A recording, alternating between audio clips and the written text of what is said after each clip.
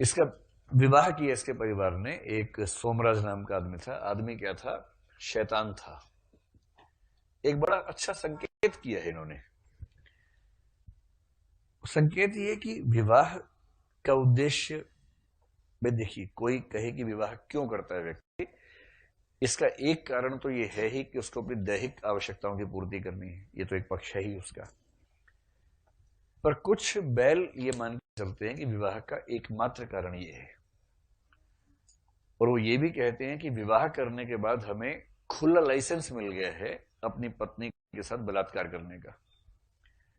अच्छा, पत्नी के साथ बलात्कार हो सकता है यानी ये एक बड़ी डिबेटेबल बात है।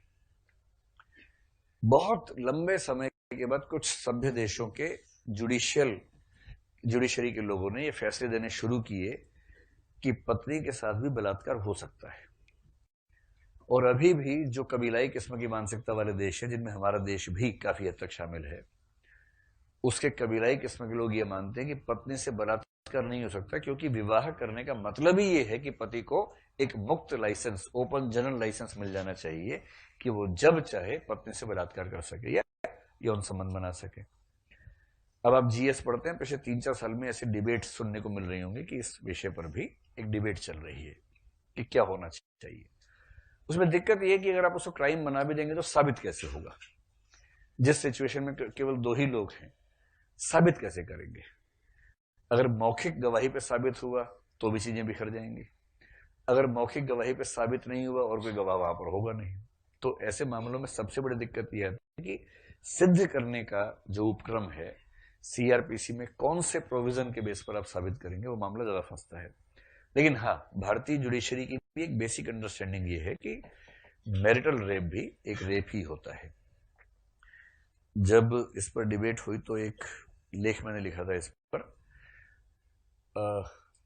वैवाहिक बलात्कार बलात्कार न भवती। असल में भारतेंदु ने एक नाटक लिखा, वैदिक की हिंसा हिंसा न भवती। बड़ा सटायर है, बड़ा सुंदर व्यंग्य है। इसका मतलब वेदों द्वारा बताई गई हिंसा करेंगे तो उसको हिंसा नहीं माना जाएगा। व्यंग्य कर रहे हैं, व्यंग्य कर रहे हैं। आर्य समाज पे व्यंग्य है बहुत गहरा। ऐसे व्यंग्य इस पर भी हुआ उस समय खूब। तो सोमराज उस तरह का कमीना इंसान है जो ये मान के चलता है कि पत्नी हो गई है, विवाह हो गया है, तो जितना टॉर्चर पत्नी पे हो सकता है पहली ही रात को वो कर देना चाहिए।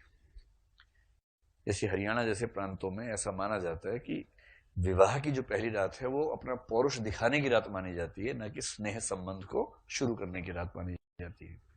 तो ऐसा मतलब हिंसक प्रवृत्ति का व्यक्ति है, नोच डालने वाला व्यक्ति है, तो तारा के साथ ये दुर्घटना घटी।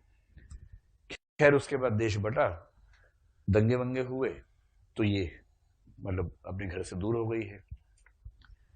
अब दंगों में मुसलमानों के हाथ पड़ गई है, ये हिंदू लड़की है।